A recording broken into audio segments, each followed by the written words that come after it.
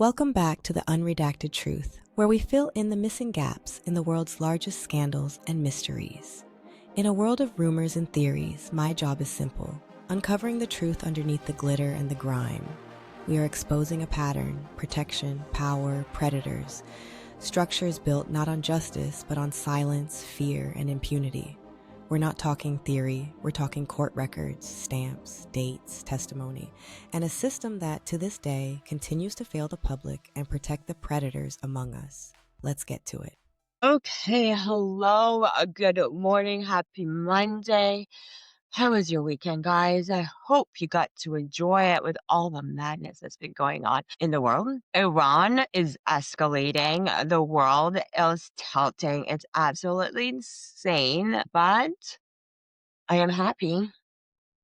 I'm pleased to be here with you. Welcome back to the Unredacted Truth. My name is Sonia. Hi, how are you? Even though the world is tilting, I am excited and ready to continue on with our updates. And Bill Gates, I'd love to know what you guys think about the information that we've revealed so far. Today we're going further down the rabbit hole, and I'm quite excited to get us all there. I want to know what you guys think about Boris Nikolak. Do you think it's the same guy, or do you think it's somebody else that is do you believe, just like I do, it's the same guy that Wikipedia killed himself in 2008?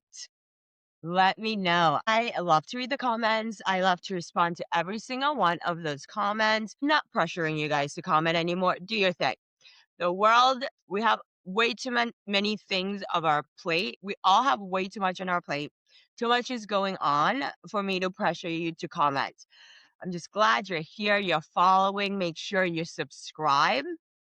And yeah, let's get to it. So, the biggest thing, not the biggest thing, what I did want to touch on so far is what is going on in the world with this war. I know we kind of are doing a lot of the Epstein topic and trying to get all that information out, but at the same time, like, Epstein and Trump are a symptom of a bigger problem and a bigger rot. And as tinfoil hat as this statement is about to sound, it a connected web of debauchery, which I think it's so important for us to keep on it and also educate ourselves. And it's so important for us to at least have the information. I know a lot of us out there, a lot of you out there that might be listening, we're kind of in this situation and process where we kind of feel helpless and we don't know exactly what's going on. Can we do anything to change it? It just feels like we're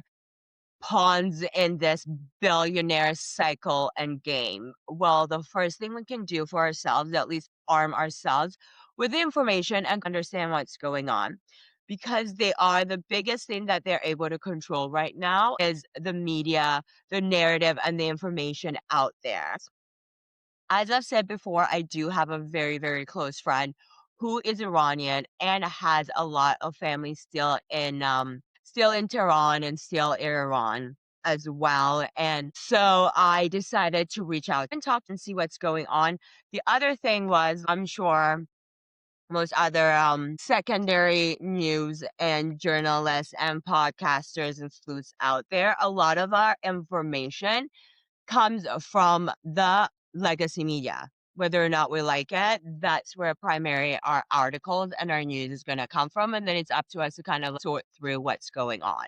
The thing though is that it feels like there is no credible information out there. Two things that we're talking about yesterday. We were literally on the phone for 7 hours. It's absolutely insane. But when I was talking to this friend of mine about what's going on with Iran and the war and everything, a few things were highlighted to us through conversation, which is what I love so much, because so many times you're open to perspectives and thoughts and views and ideas that maybe you would never have been opened up to until you have kind of an open discussion, debate, and truly try to understand and make each other understand what the other person's coming from without the combativeness that we've all taught. No one debates anymore. It's always a fight. But that's why I love this friendship. And what it came to see, like, first of all, like many other people, the first thing I did was I'm like, oh, I was looking at Fox, I was looking at MSNBC, I was looking at Al Jazeera, I was looking at Democracy Now, I looked at BBC, I looked at CNN, all trying to get to compile a better, more clear picture of what is actually going on. Because for a long time, I've found that every single outlet, whether it's left leaning or right leaning, which I absolutely hate that verbiage to kind of part, gives a bit of the story and it takes kind of putting it all together to get a clearer picture. But when it comes to this war in Iran, no, it's completely what is being reported and what we know is completely different from what is actually happening in the country. So before we jump right into like Gates and Epstein and everything, I want to let you guys know about the actual reality, the unredacted truth of what is going on in Iran and what the people of Iran are feeling. Again, this is not everybody, but this is from the ground with what the Iranians are saying. The other thing that I've seen is that one of the things that I really like clung on to is I saw an Iranian journalist on TV and I was really clinging on to like everything she was saying until my friend made me realize as we're talking is like, yes, I'm not saying that like Iranian journalists are lying at anything, but they also are not able to be completely honest and tell you exactly what is going on because they also are in fear and have to protect their families, their parents, their kids, their own welfare as citizens still of Iran. I know even with my friend, not gonna mention any names at all, he is so careful. They even posting on Facebook, just posting on social media, anything. They are so careful to make sure that what they can't post anything because you post the wrong thing and the regime somehow sees that you've posted something, it doesn't matter that you live in Canada. It doesn't matter that you live in England. It doesn't matter that you've always lived in the United States. Like they hold on to that stuff. You could be going home Iran to see your family and they will stop. Like they will arrest you. So it is really, really freaking crazy out there. The other thing that I want to highlight as well, it was also an aha moment for me. We hear how terrible the Iranian government is, but I don't think any of us actually understand how terrible this regime is. This is what is okay. Let me let you guys know what is going on right now in Iran on the ground in the minds of the Iranian people. One, we keep hearing that the Ayatollah and the regime are not as powerful as before. This is why are the Ayatollah in charge? Yes. Are they commanding the streets? Are they everywhere in control? Like they're holding stuff down?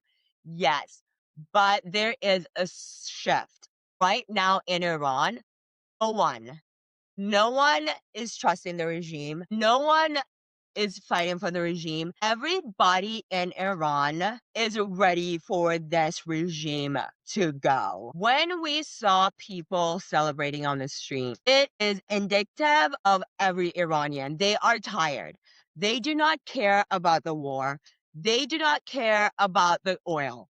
They do not care about the cost. They are so desperate. They are so ready to get these people out. They're like, ruin the economy. They don't care what the costs are. At the bottom line, every Iranian person right now wants this person, this regime, not the person, this entire regime taken out. Brutal on the streets. Like, what has not been reported a lot since February? This is the other thing. So, when it comes to the bombing of the school children in Iran that we've heard all over being perpetrated as the US definitely, and how this is going to bring the Iranian people closer together, more nationalist, and against what US and Israel are doing. The fact is, this is a simple fact. No one in Iran, well, not no one, but no one, it is put that no one with the right mind and common sense loves Netanyahu.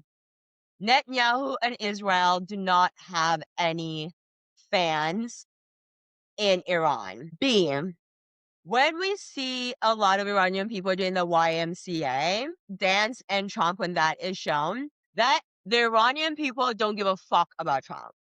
They're not supporting Trump.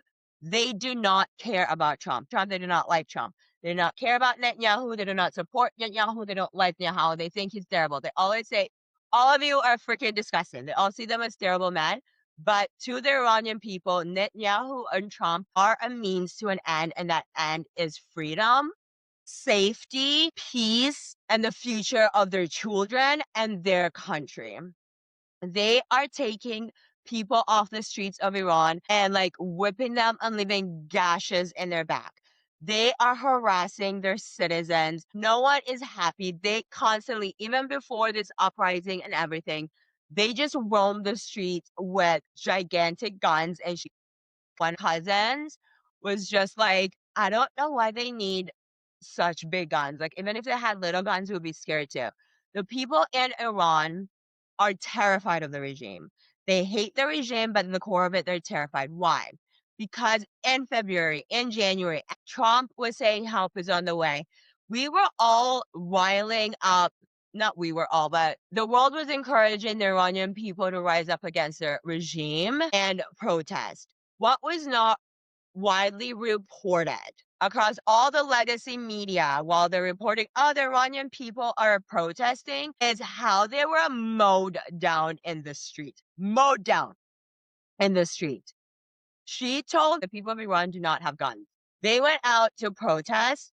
Before they could actually start anything, bullets just all the way through. Like, they mowed down more than half of the protesters. People are home in Iran. Why? They keep saying no one's going to come out and start a regime change and a coup because they're scared of the government. Why? There is an internet and a media block and like information block like in Iran.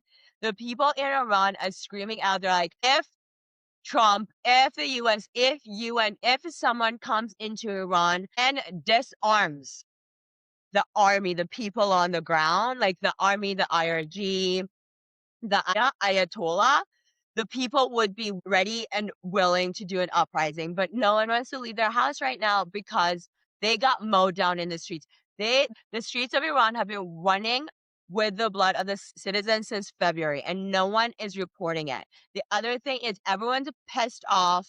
Not everybody, but they're also very cynical about this reporting of the bombing of the school. The bombing of the school and the students, everyone is very cynical because they're saying, where were you in February when the streets were running with their blood, when this regime was killing us, when this regime was actually absolutely massacring us? Where were you? Why isn't the news reporting that? And when it comes to that bombing, this is going to surprise a lot of people. The people, the village, the people in Iran, the people who live in that area, in that little village where the school was, got bombed. The belief, the consensus and the belief among the people is they truly believe this is an inside job. Why? This is why. I don't care about, like, I'm not picking sides. I'm not a beer conspiracy. I'm here to just tell you guys what actually is the facts. Apparently, in that village where the school was bombed, it is in the middle of nowhere. There is no military bases. There is no, like, regime. There's nothing of substance or importance in this area where the school is. There has been no bombs prior to this school bombing. They say it is, everyone in Iran knows that the regime does not care about anybody. And they believe it was the regime that bombed that school in order to, like, whatever. They think it's an inside job. There's been no bombs before. It doesn't make sense why the US or any military base would pick this random village and this random school in the middle of nowhere to bomb. The citizens, the people in that area, in that city, in that town, all believe that when it comes to the school bombing, that was an inside job. And then the other thing, the other update is that a lot of the super religious people that were formerly supportive of the regime have turned their backs on it. It's come to the point where even the super religious, the more traditional society of Iran, the Persian rug makers, like the bazaar makers, the staple more traditionalists have also finally turned against the regime. Everybody is noticing that this regime does not care about Iran, does not care about the Iranian people, does not care about the religion, does not care about anything but their money, their power, and their control, and they will sacrifice anybody for that. So all the super religious, the business owners, like the staple businesses in like the bazaar owners and everything, have all closed down their businesses in solidarity. Not solidarity per se with Trump or Netanyahu, but solidarity with getting the regime out. The full consensus is everyone in Iran wants this entire regime out. Let's see, what else do we need to know? Greater for military. Yeah, I already said that. There was nothing before, nothing after. The citizens. Yes, I already mentioned the citizens cannot rise up, will not rise up because they're absolutely petrified of the regime. People don't want to die. They do not want to die, but they don't give a fuck if all the oil is depleted, the economy suffers for now. Like, at all costs, they want this regime out. And yeah, I think that's the biggest thing. And the people really do want the king's son, the Reza. Has lived in Washington for a very long time. I believe they're exiled.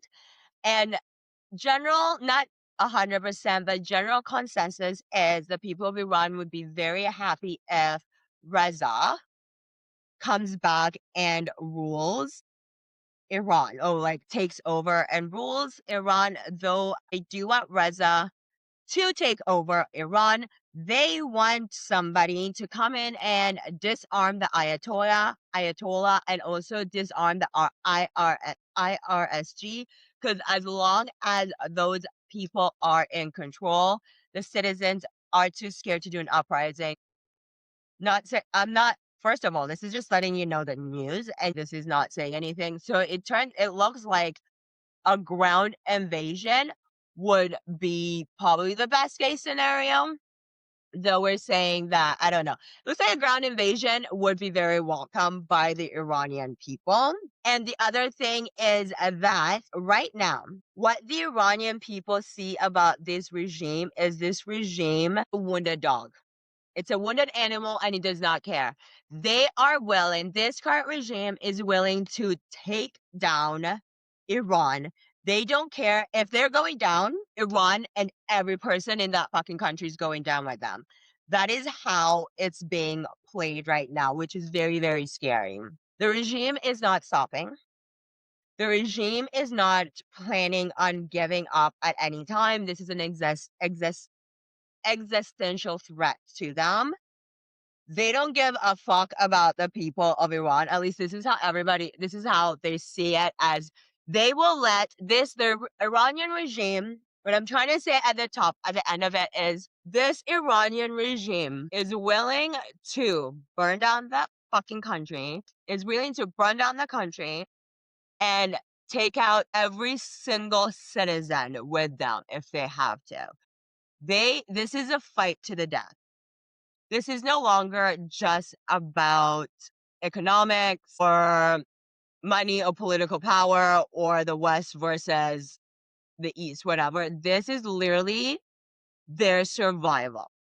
So they're not going to back down at any point, and they don't see any place right now where the regime is willing to make any concessions. This is all ego driven and anger, revenge, and vengeance at this point, and they will shoot down anybody. They don't care who you are. They don't care if it's UAE. They don't care if it's OMA. They don't care. When you're in a fight, not when you're in a fight, when someone's getting like beat up in a fight and they get up and they just start swinging and hitting everybody, and they don't care, like anybody who's coming up to them, they can get it. That is Iran right now. So maybe the world should be a little careful with them and tread lightly. They're not looking, there is no logic. This is everything Iran is doing at this point is nothing but vengeance, and they have blood in their eyes. They're happy to see the streets run with the blood of their citizens and anybody who comes at. And the other thing was when I asked her about the Ayada march for Palestine, I asked her about the Palestine march, and she let me. The other thing is about the march. I asked her about how the Iranians view and see Palestine because all weekend we've been seeing this like Iranians march in solidarity with Palestine, as well as they're showing some of the army military guys marching with the citizens. General consensus is not to make them sound like assholes, but they don't give a fuck what's happening in Palestine. What they said to me was if you go on the streets of Iran right now and you ask just a normal person walking down the street what they think about Palestine, they would tell you Palestine is doing a lot better than us. They will like, maybe I shouldn't do the accent. If you walk into Iran right now, she says, and you find like a regular mama up on the street and you ask them about Palestine, they will tell you the Palestinians are doing better than us. They have their own problems and they have their own shits. How much you take into this whole like in the middle of war, they're out there marching for Palestine? Take that with a grain of salt. Everything that is coming out of Iran is very measured and is very triggered. Even to go to if you go even to go to the hospital, if you have a phone on you in the hospital and you're looking for medical treatment and they find on your phone you have any recordings of what's going on in Iran, they will take you to jail before they treat you. It is super information lockdown. The regime has clamped down on society. They're roaming the streets, they're patrolling every night. The citizens are terrified. They're hoping someone comes in and de-arms these people so they can actually find freedom. They are generally very, very welcoming of this attack. They want this regime out no matter the cost. They don't give a fuck about oil. They don't give a fuck about the economy. They don't care about anything. At all costs, they just want the regime out. So the direct quote when it came to Palestine and Iran, asking someone in Iran about Palestine is like asking someone in Southside Chicago about gun violence in Compton. They will be for a second. I'm like, yeah, okay, yeah, that's up, but like we got our own shit. And then for me, it's been such an eye opening. It was an eye opening conversation. It's for so long, like starting in 2016, when Trump was president and decimated the Iranian economy, a lot of Iranian people were still in support. I was wondering, like, to me, and I think to a lot of others, like, I wouldn't understand why you'd support foreign entity or anything that comes and is destroyed. Like, if it's destroying your economy, it's making it hard for you guys to survive, then why are you supporting it? It took a while. It took a while for me to wrap my head around the fact that life in Iran for Iranian citizens is so bad right now. Not right now, is so bad, has been so bad. When it comes down to it, the people of Iran are so tired, so exhausted of this regime and life under this regime that they don't care if they burn down too in the process of burning it all down. And the other thing that our very long conversation highlighted was how much we are utterly being lied to and manipulated by this information system that we're all stuck in. And what is happening with the coverage and reporting of Iran, including the Epstein files, is such a huge indicator and should be an alarm bell for all of us. First, when it comes to the coverage in Iran, we spoke about what is being reported because they're also limiting how much general news they're consuming because it is very heavy. So they're not very aware of everything that's being reported on the news media that the rest of the world, the rest of us are seeing and reacting to. When I told them about the Iranian journalist saying that it's about 50-50 of the people who support the war and against the war, it was no. It's more like 80-20, maybe on like, no, it's more like, like 90%, 95% of the population are very happy with what's going on. As we were talking, we also realized that it's like there is nowhere as a society, as a people, we can really turn to for accurate information. Every media agency is only playing, only letting us know, only reporting a certain narrative that suits their ultimate agenda. And right now, the world's ultimate agenda is getting rid of Trump and making Trump look bad, which is absolutely ridiculous because he does not need any help doing that. Trump is just Trump. Who he is who he is. We don't need to assist him with that by further distorting the news and everything that's going out. And it appears with this narrative, the media, the news, the people that we turn to normally for information are absolute what is important. That's the people of Iran. They're negating the truth. They're negating letting us know what the picture is and what is actually going on for the ultimate agenda, which is to make Trump look bad or worse than he is, which is almost impossible. That he knows what he's doing, or to sell papers with the sensationalism, or like whatever angle their media bosses or their organization conglomerates side with is what's being reported. And then it leaves the rest of us completely blank. Like seems like no one in charge or no one who's supposed to be in charge actually cares about putting the right information and the right story out there. The other thing that it brought up was it feels like the world right now, not just Iran, not just the US, not just Canada, the world is a frog in a pot. I don't know how many of you out there, if you've heard this saying before, of like how you cook a frog is you put it in lukewarm water and slowly rise up the heat. So by the time it's actually like cooked and cooking and it's too late. It never realizes the heat going up and it's too late for it to do anything. It's cooked, it's done. We are the frog in the pot with everything right now. One, talking to this friend of mine highlighted something that I think a lot of us have been trying to understand when it comes to like hardcore MAGA supporters and how they are still for Trump and what he's doing. But it's not how do I preface this? The biggest thing that this conversation highlighted for me was the cognitive dissonance that is happening globally, not just with hardcore MAGAs, but the world. So, cognitive dissonance, just a little recap of it, is when some of us are represented with information that is the complete opposite or completely goes against our reality, our beliefs, and what we thought was right. The brain can do two things.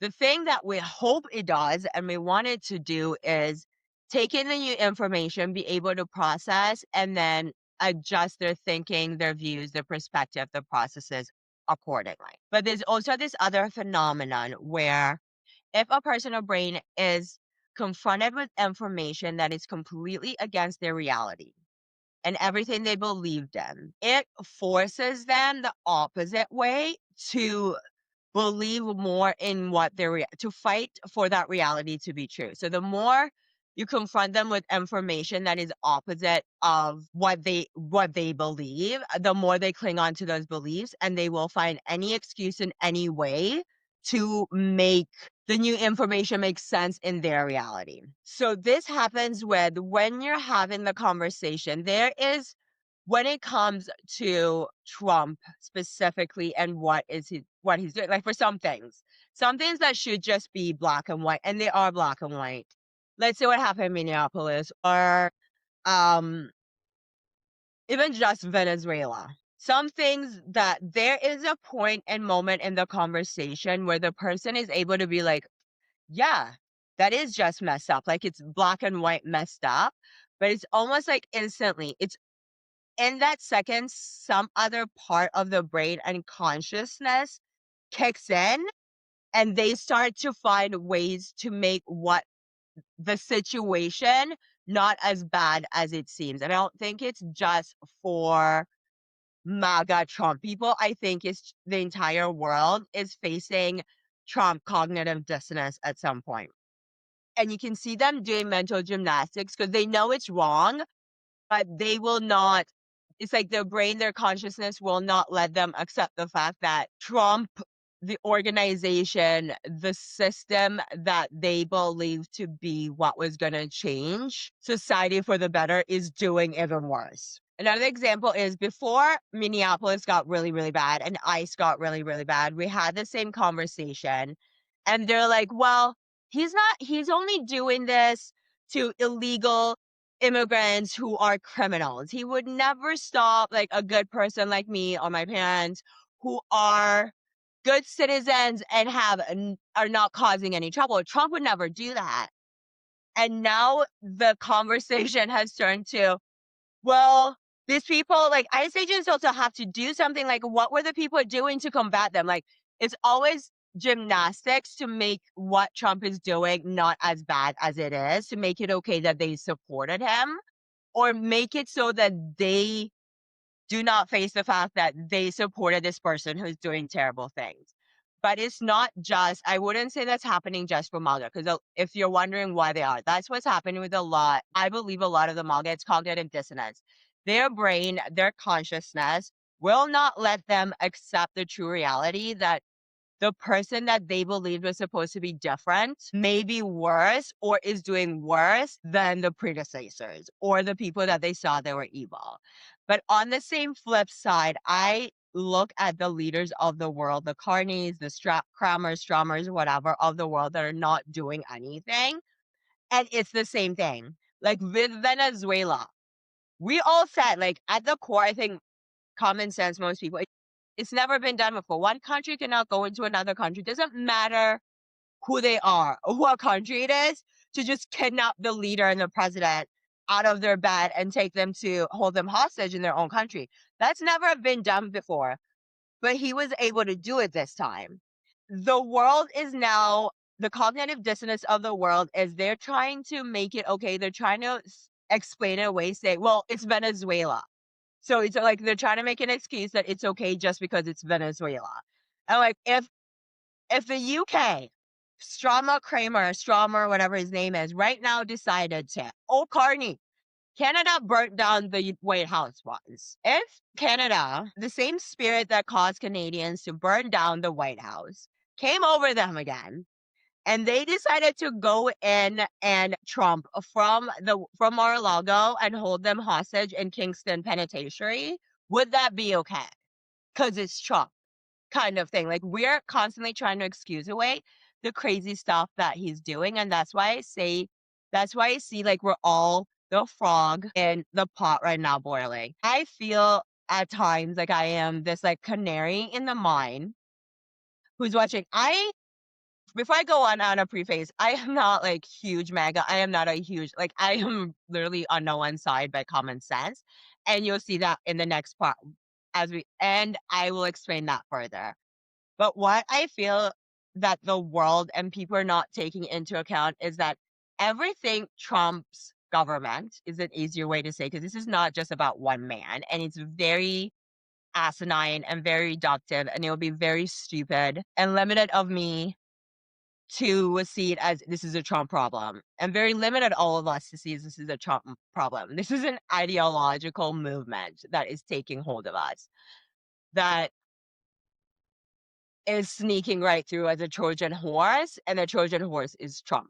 What Trump has been doing this whole time since 2016 has been nothing but a pressure test. Every single step of the way, he is normalizing things that are not normal. He is pushing the boundary a little bit further and getting us to accept things that we shouldn't be accepting. The reason why Trump and Israel were able to go and invade Iran is because he was able to get away with Maduro and Venezuela. The reason why Trump was able to do what he did with Maduro and Venezuela was because he was able to get away with shooting those boats, the civilian boats, the unarmed boats, and saying whatever with the whole drug boat thing. The reason he was able to do the drug boat thing was because of all the things that he was doing at home with immigration. This is a slow boil to, I don't know. Oh my God. Like, I don't want to scare everybody, but so far, we're not going down a good path. Like, everything that we've known about society is changing. It's not about to change. It is changing. We are in the middle of this new evolution on that, and we are all blindly being led to the slaughter of what. Yeah, we're leading each other we're all being blindly led to the slaughter. Every single thing has been nothing but a pressure test.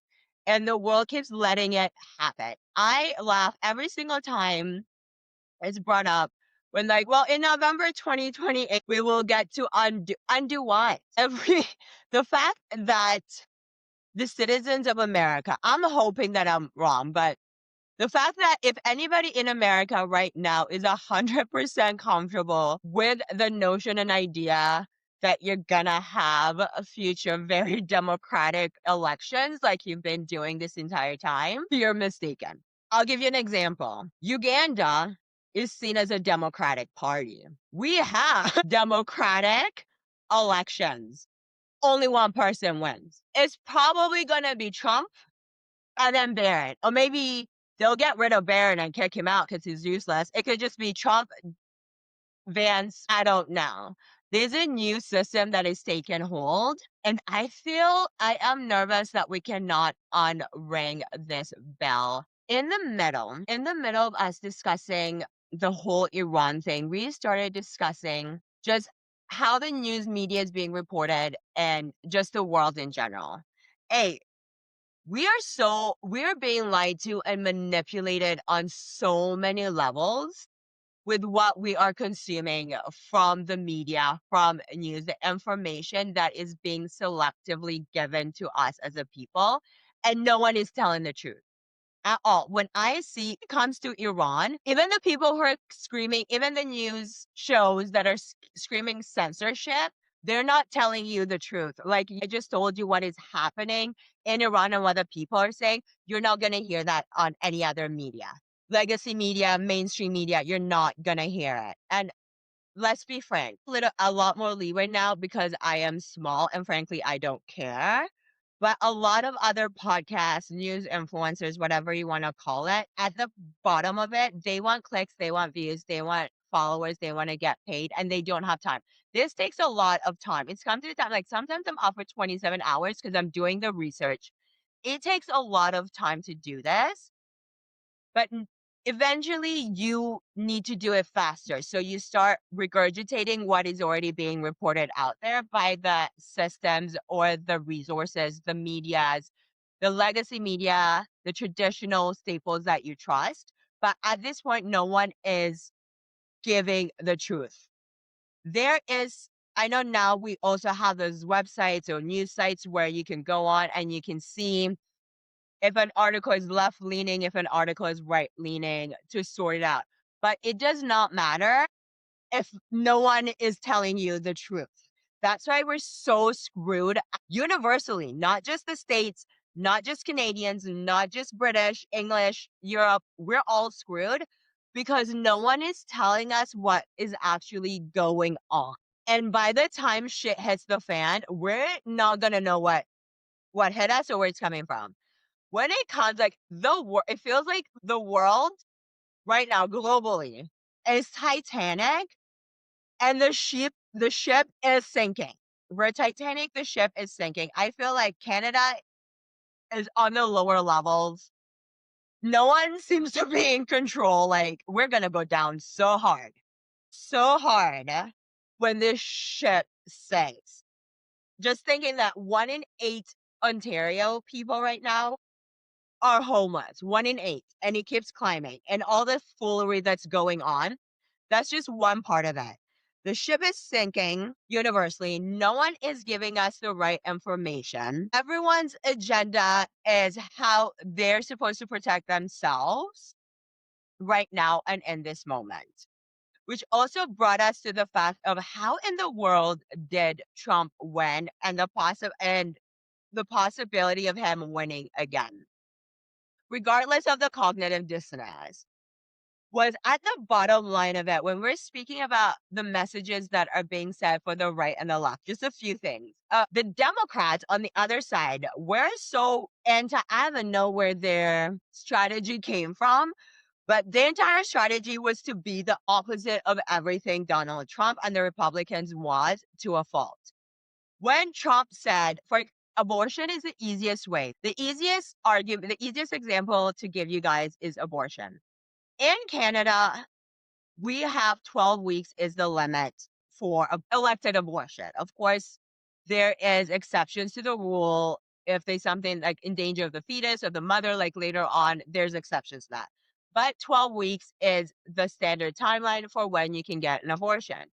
Most of the world, apart from the United States of America, has had a timeline that an abortion cutoff. When Trump said when the Republicans brought in a timing for abortions, in addition to their propaganda and the madness of like they're aborting kids at like they're aborting babies at 9 months old, the Democrats went way crazier. They went full crazy with it, where they were arguing that no one should ever have an abortion limit.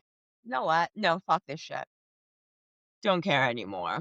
We are going to continue mapping out the relationships, the coded language, and the network's operations.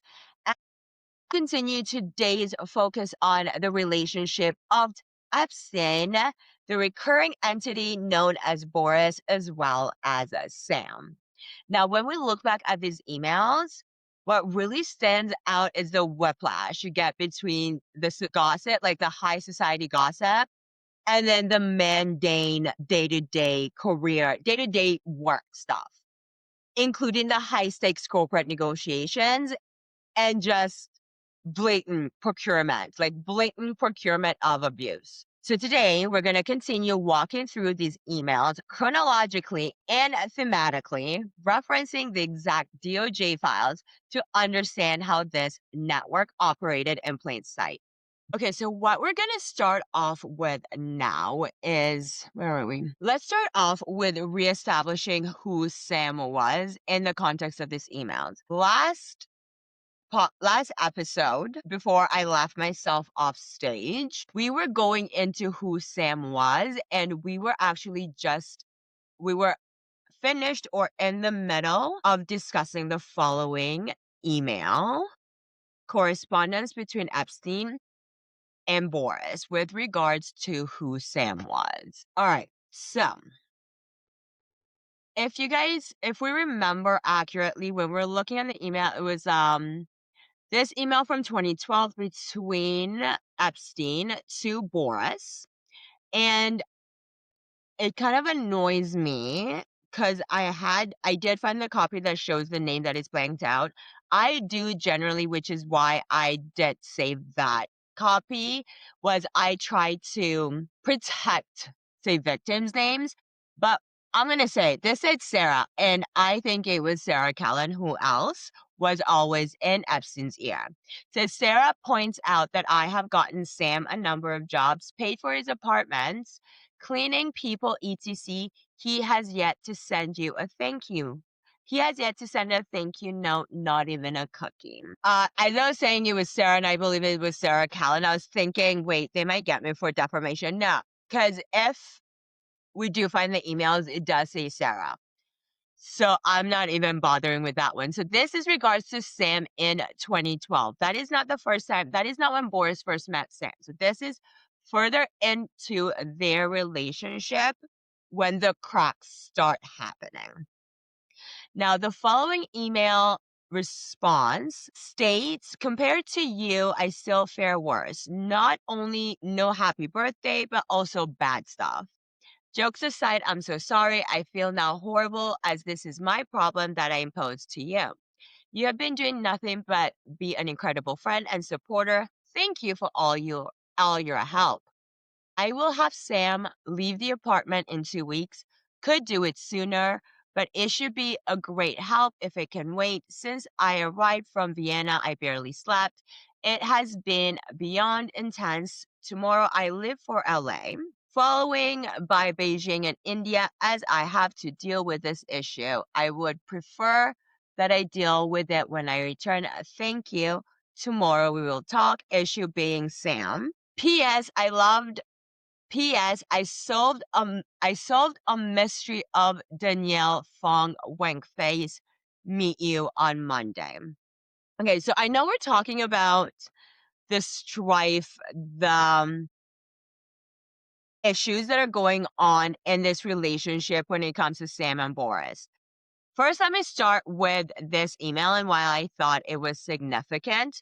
So, this email points us to what I believe shows that Sam was introduced into the Epstein circle by Boris.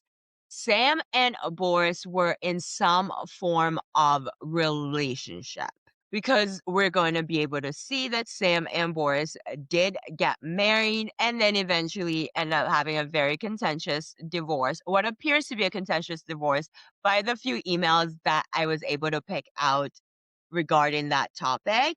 But it feels like Sam was brought into the circle and introduced to Epstein as through Boris, as Boris's friend, as Boris's lover.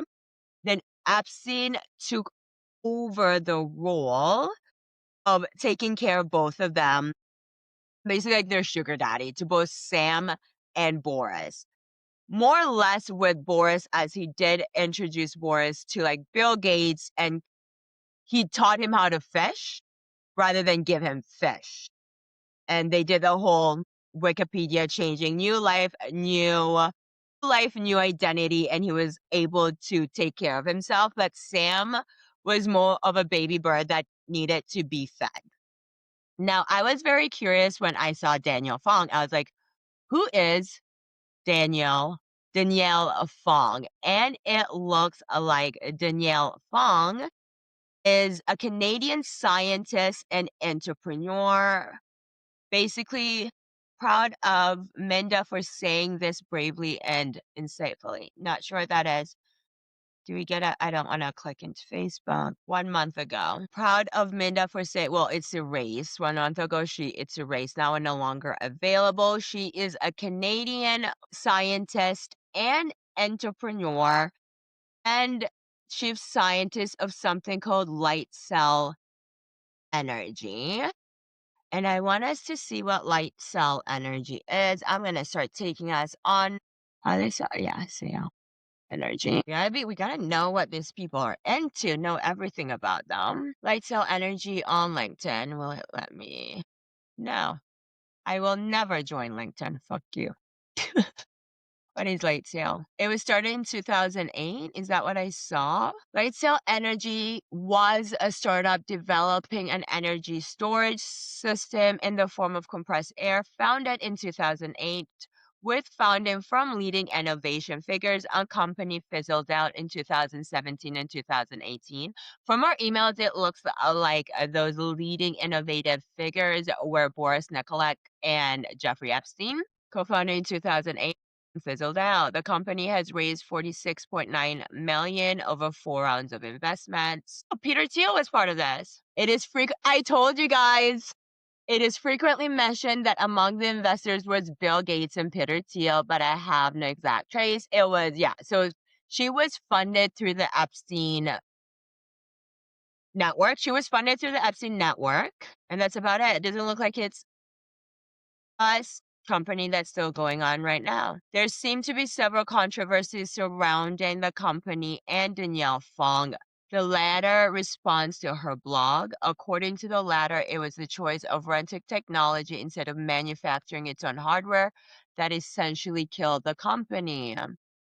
Okay, so Danielle Fong, it's sad to say that it doesn't seem like any good came out of these people. Like nothing good could have come out of these people. I also want to see what else. We have several controversies. Copy. Let's go back to energy. Deschooling society. Why don't you just tell me, Gemini? AI. Thank you. I don't want to do everything myself. What are the several controversies? Thank you. Okay, so what are our several controversies? Financial management allegation. Media reports and former sources allege the company mismanaged funds on startup perks while facing financial distress. Specific claims included spending on gourmet coffee and kombucha on tap, as well as 225,000 annual salary for Fong. Again, it looks like this was a Boris Fine initiative. Failure full of the founder narrative. Industry analysis, notably, Eric Wessoff criticized the company as a prime example of the failure of the founder narrative. Critics argue that the company was built more on Fong's personal charisma and a solution looking for a problem. Compressed air scooters rather than viable market need. So the company was built more on Fong's personal charisma and a solution that was looking for a problem rather than a viable market need. Failed public investment. So it says the province of Nova Scotia, through its venture arm Innova Corp, wrote off $2 million USD investment. The investment was intended to create local jobs and test site for wind turbines, but the project never materialized, leading to public criticism of taxpayer funds. And then the other one was pivoting and unmet milestones. The company faced backlash for shifting its focus from renewable storage to selling carbon fiber tanks to natural gas industry. So the company faced backlash for shifting its focus from renewable energy storage to selling carbon fiber tanks to natural gas industry, which some saw as a betrayal of the environmental green mission. Same thing, that's the exact same thing that Bill Gates is doing with the vaccines, like the health organization, simultaneously being invested in the companies that are creating the vaccines, as also testing those vaccines on helpless kids in Africa and Brazil and around the world that are involved in this Gates Foundation and philanthropy, are basically guinea pigs, while on the main stage he's pretending to be this like philanthropist saving the world.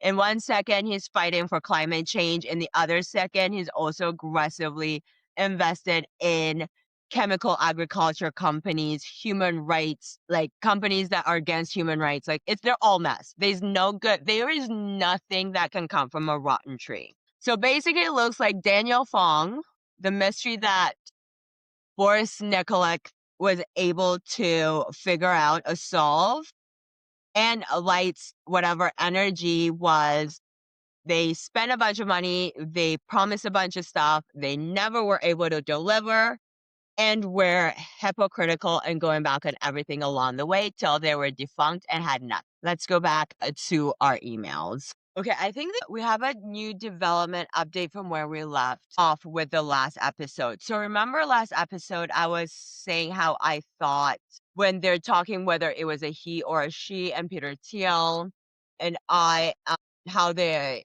whatever. We thought that person was Sam, and then we figured out that it wasn't Sam because Sam doesn't look like they're transitioning, and this person is transition or whatever. We thought it was Sam in the last email, but when I did look social media stalk Sam, I saw that Sam was not transitioning, and then we realized it was somebody else. But I think we figured out who they were talking about, and that person was Danielle Fong. That's the thing about doing this exhausted is sometimes I don't always see the connections and I don't always dot the lines. Let's try that again. Screen share window. Okay, here we go. So in the email yesterday, we were focused on this Sam thing. But was she good? No rush on Sam timing. Was she good? Obviously. In this contest is in response to Boris. P.S. I solved the mystery of Danielle Fong. We just saw Danielle Fong, entrepreneur, Canadian, also created a failed company. That was a bunch of BS and put Nova Scotia and the taxpayers out for $2 million. But then they go on to say, okay, X he. So obviously the conversation at this point is about who Danielle Fong is. Okay, XE, I was thinking that is the question you want to find out. You meant he. Is it a he or a she, former he? So this whole time it looks like they are talking about Danielle Fong. And then to Jeffrey Epstein from Boris, I should let you discover and indulge. Former he, a number of the surgeries to get it where it is today. Of interest, she is very close friend with Peter Thiel, who is now leading a financing of her venture. We will also be probably to jump in.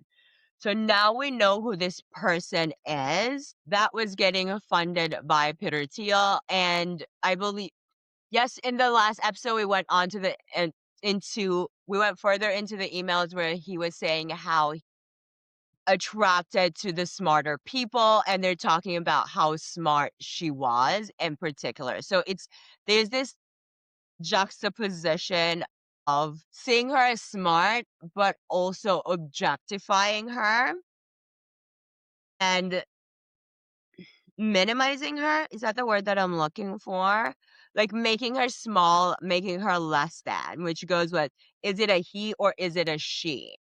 So still kind of like putting her into this less than box. In the end, they're able to provide, I guess, her venture. I was hopeful that maybe it was a stepping stone, but it looks like Danielle also like completely off that bag with that one and left the people of Nova Scotia holding the bag and $2 million out at the end of it in 2017. And again, it looks like there is no good apple or no good fruit that can fall from the rotten tree that is Jeffrey Epstein, Bill Gates, Boris, and the whole network. Okay, now that we've finished making that connection and figuring out who they were talking about in that last video and that last email, we're going to see that that email between Sam and Boris about Danielle Fong was not the only time they discussed a trans woman in their exchanges. And I also want to show you how they really would talk about women in their network. They looked at them and talked about them more like commodities and less them. The other thing that I'm about to show you, which is very jarring, very shocking, is what appears to be appointments set up by Epstein for females, what appears to be a female, to meet him, not just Bill Gates, but other people for meetings at the Four Seasons. Another thing, the thing that I wanted to also connect to this was that a lot of the times when Epstein would send the girls out to massage or whatever his friends, he would send them out to hotels such as the Breakers Hotel in Florida, such as the Four Seasons, and of course the Hyatt, because he was really close with the Pritzkers. Now let me just share that screen for us all to get traumatized together. Okay, now that we are done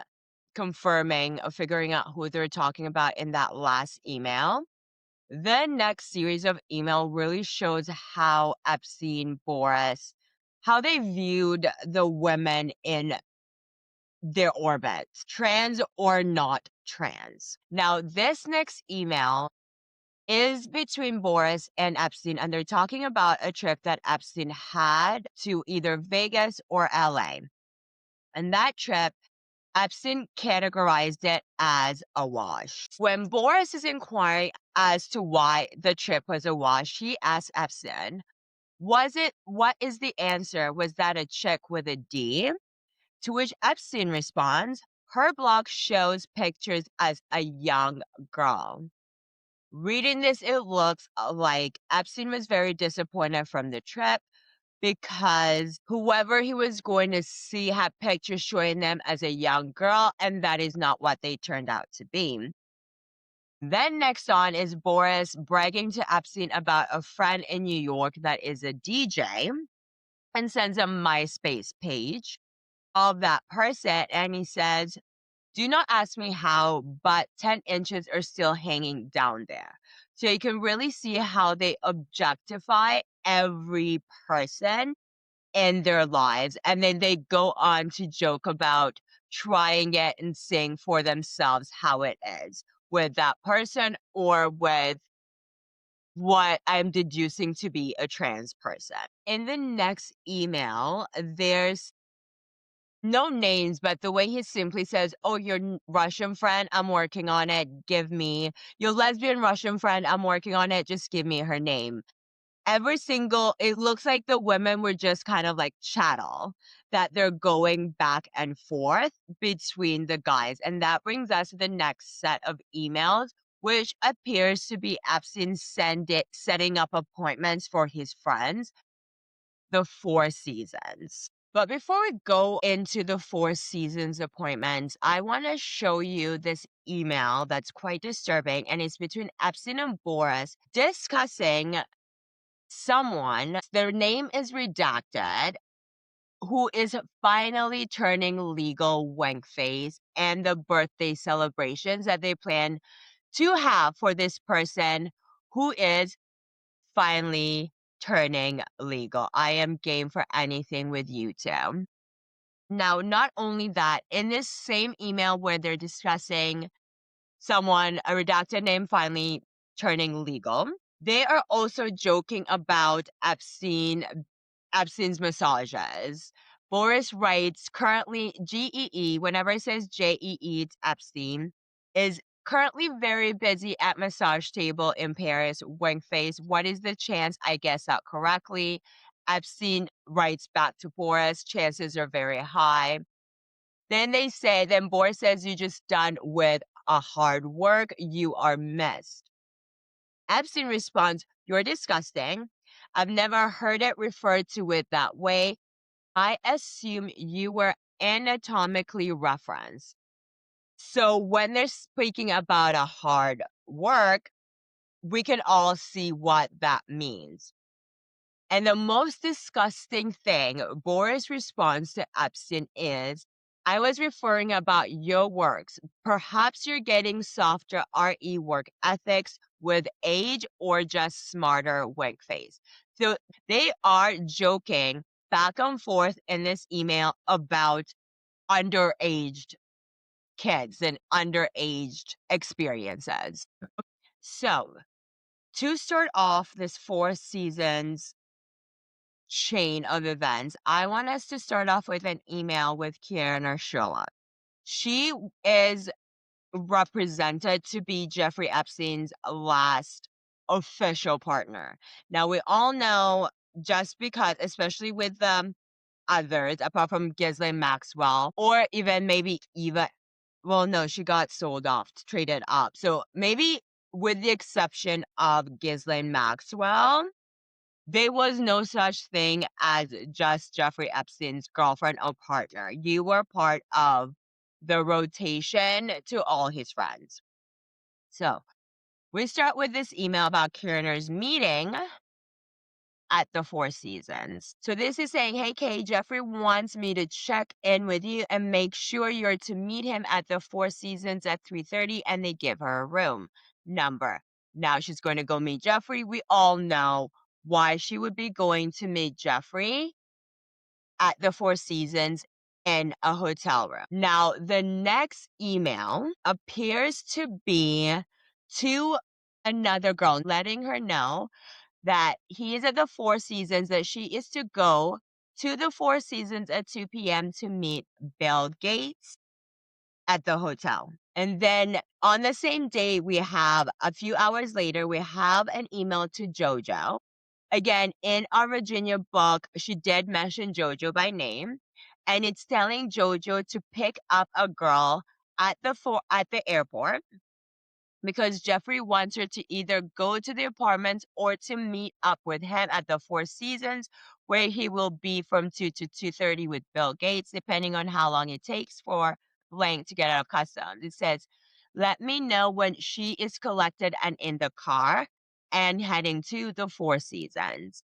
And then it looks like the next email is them sending her the information. Favorite, you're supposed to be at the Four Seasons 2 to 2:30 apartment with Bill Gates at Four Seasons. So they're confirming the date with the girl, and they're telling Jojo to pick her up and letting everybody to meet too. So in this one, they're sending her confirmation details of her work assignment that day, February 2013, in the appointment with Bill Gates at the Four Seasons. This email is about not Bill Gates, but this one is about Mort Zuckerman. And it says, Claire is asking, in Mort's office, is asking what room number Mort is to go to at the Four Seasons. If you're having a business meeting, you're not arranging it into a room number. So they let them know room 4607 at 2 p.m. Creepy? Yes. This one, too, is another girl's name. And this person, oh, now we know who is supposed to be meeting Bill Gates at the Four Season. And not only that, she had an appointment twice that day with Bill Gates, 2 to 2:30 and 10:15 at night. Her job was to be with Bill Gates at the Four Seasons. So it looks like from this series of emails, it seems like it was to the point where Jeffrey Epstein was setting up appointments with the girls and telling them and his friends would be able to just go into the rooms and they would be a girl waiting for them. And vice versa. Full out like escort agency style, client style list for all his friends. Now we go back to Sam.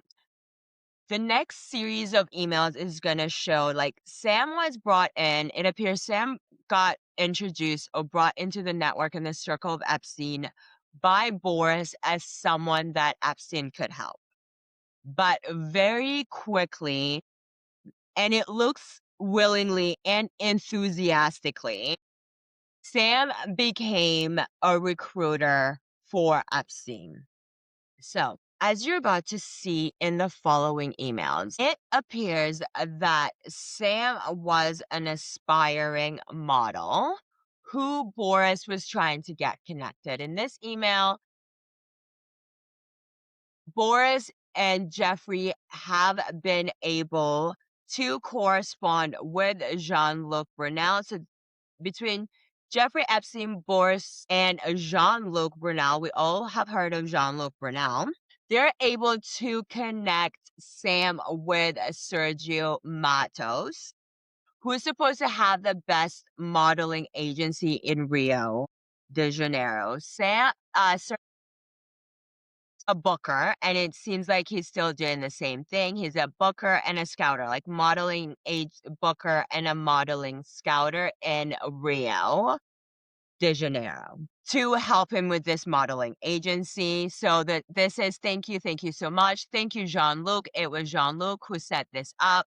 It has been a while since we met. Hope to see you sometime. That's from Boris. Sam will call you later today.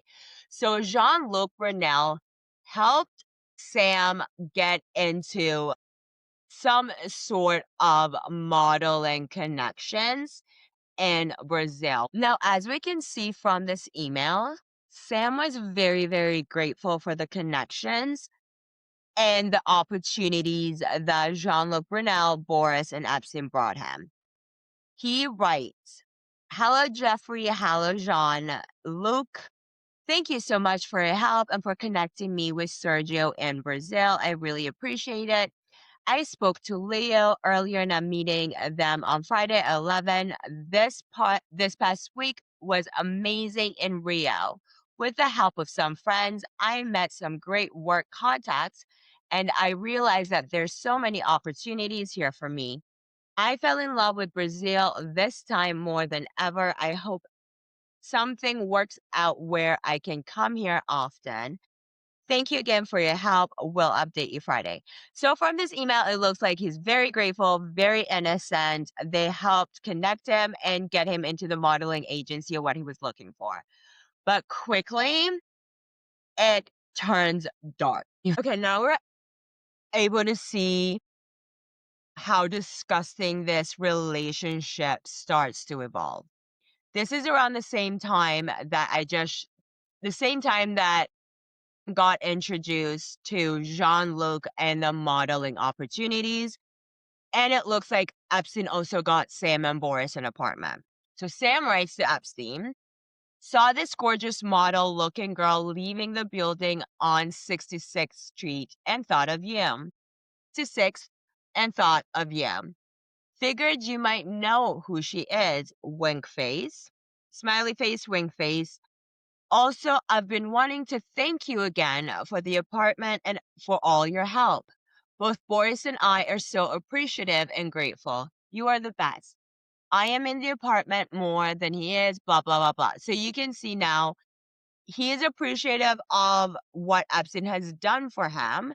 And so he starts off his email by propositioning or the fact that he saw a girl leaving the apartment building on 66. This is in New York that he thinks Epstein might be interested in. And then it just devolves from there. Now, with this email, if this does not spell it out for us, what else does? So Sam sends Epstein a picture because it says photo JPEG. We don't see the actual picture and says, my friends miss you. Epstein simply responds, medal. Sam then says, I knew you'd want the medal. She's amazing. Exclamation, exclamation, exclamation. Epstein responds, I assume that's my Hanukkah present. So like I said, they're actively finding, giving, and exchanging girls and women between each other. We continue going down the disgusting road of debauchery.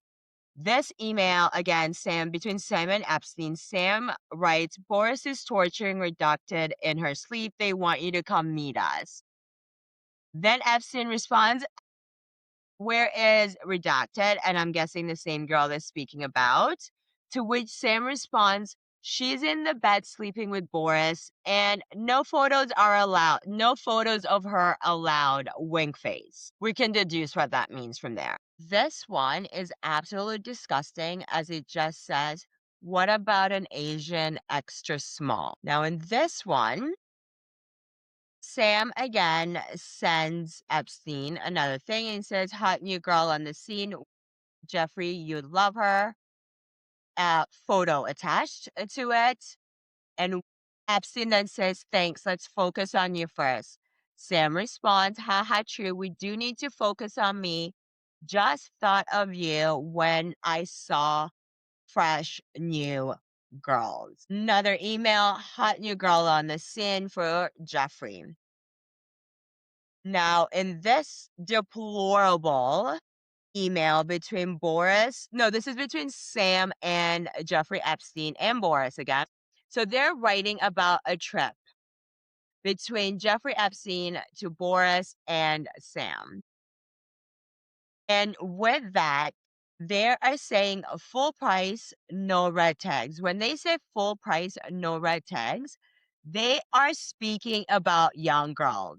They're not on sale. They're not expiring. So it's fresh new girls is what they're talking about. Full price, no red tags is young girls. And to which then Sam writes to Jeffrey about the caliber of girls or women, girls that they're seeing where he categorizes them as full price, no red tag. Boris goes on to say they looked much better in person, and it was many of those young underage girls. Why were you not with us? You need to get your priorities in life straight. To which Epstein tells them, I trust you to find me the best ones, bring them and their photos to New York or the island. So in this instance, we can see exactly that Epstein is letting them know, is confirming that he would send he would send Sam out to go out and find young girls, underage girls, full price, no red tag girls to bring back to him, whether he's in New York or he's in the islands. The last one in this category that I wanted us to look at was this email. It is between Epstein and Boris again. It's a picture. This email is between Boris and Epstein. It's about Sam. Boris writes to Epstein. He's annoyed about something and he says, "See what I get for following your advice. Sam was making out with Kate Moss in Sao Paulo. I needed to be there." To which Epstein responds, "Make Bill your bitch." Again, in response to Bill and Boris, it has to be Bill Gates, as Bill Clinton really didn't have any business collaboration with. So between Epstein and Boris Nikolic, they were really trying to, or appeared to be playing simultaneously, some con or game around Bill Gates. As we are going to see, Epstein thought Bill Gates was a very, very selfish friend. And he thought their relationship was very one-sided. Now we're gonna be able to see that Sam's relationship or role evolved very quickly from recruiter, even beyond just being a recruiter, to being very close to Jeffrey Epstein himself. As we can see in this email of Jeffrey Epstein asking for Boris specifically to bring Sam to dinner with him. And then later on, Sam and Jeffrey Epstein seem to be taking their own trips, with Sam writing to Boris, "Hey Boris, can you please bring some chloroseptic throat spray with you for sore throats from US, chlorosporic spray with you from the US for GE," which is Jeffrey Epstein. He's got sick and we don't have any in Paris. They say he's sick and we don't have any in Paris, but I did check, and chlorosporic spray or whatever is throat numbing spray that Epstein needed in Paris while he was with Sam. Throat numbing spray. Try and think what else you'd want. You'd prefer your throat to be numb. For those with gag reflexes, if you are a person with a terrible gag reflex, like Jeffrey Epstein appears to have had, you would need throat numbing spray. There we go. No time for that. Now, to go with the saying, there is no honor among thieves. Sam and Boris's relationship ended in an epic dumpster fire, as we can see from this series of email correspondence. This is the first email from Boris to who I believe is his lawyer, Jason Holloway. And it states, "Hi, Jason. I had an extensive discussion with Sam. He agrees with all points except B." This is in April 2018, by the way. "B, spousal support, financial support will be available in a fair and equitable amount for a reasonable duration as flexible tool to effectuate an equal estate division and to allow both parties to maintain the marital lifestyle for a reasonable period." As we can see, at some point, Sam and Boris got married. Now, whether or not it was for love or it was for immigration purposes, we do not know at this point. The email goes on to say, he demands that the language gets changed as that he gets 5% of all. He demands that the language gets changed as that he gets 5% of all income / distribution for his life. The only exception would be in the case I stop working. He demands that if I do not address, he will go to the press immediately, something I am trying to avoid at all costs. He was very desperate not to get Sam to go to the press about their time together. Because then, following up to the lawyer, first writes, "Hey Jason, I had an additional conversation with Sam who holds very valuable emails about me and my business. Please, can you add more? Specifically, including 50% of everything I own, real estate assets, cash distribution from the funds, etc. Also, can you please increase to 10% for the duration of Sam's life if we celebrate? This 10% should be calculated on an annual basis." That is how desperate Boris Nikolek was to not allow Sam to go to the press with whatever information or emails Sam was threatening Boris with during the divorce, that he upped the divorce settlement from 5% of his income for an equal distribution of time up to 10%, and also gave him 50% of everything he owns when it came to spousal support instead of an acceptable time of line. And then the last email is from Forrest and says, "Last night, Sam insisted that I send this email and I copy him. There should be changes included on the last proposal." So Sam is going real deep and getting as much as he can for the secrets that he held, and he helped create for Boris Nikolek as well as Jeffrey Epstein. So I do not see Sam Jaraday or whatever as any type of saint. If anything, the police, the law enforcement, someone should really be investigating in what Boris was so desperate to keep Sam from going to the media and to the press about, that he was willing to give him all this in their divorce settlements and even up the ante for. So now that brings us to the conclusion of the Sam and Boris story.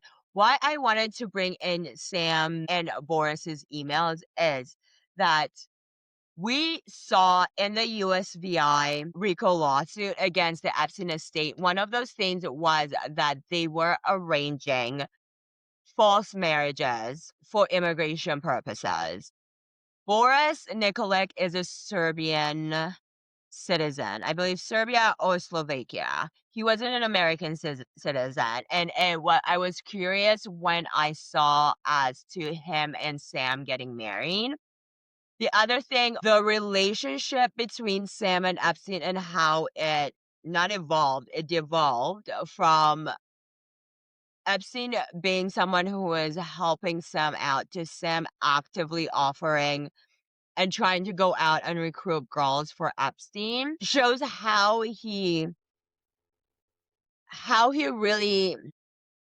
people in his circle not only felt indebted to him, but would go out and hunt for victims on behalf of Epstein. Even in that email when he says, "I trust you and Sam to go out and find the best ones and bring their photos and them back to me in either New York or to the island." We've seen that they would reference young girls as full price, no red tags, because they're not out of season. There we go. That was what I was looking for in the beginning, was red tag. When you red tag something, that means it's out of season. So that's why. So they would refer to young girls as full price, no red tag. So they're still in season girls. We know they like them young. We've seen them joking about the massage table.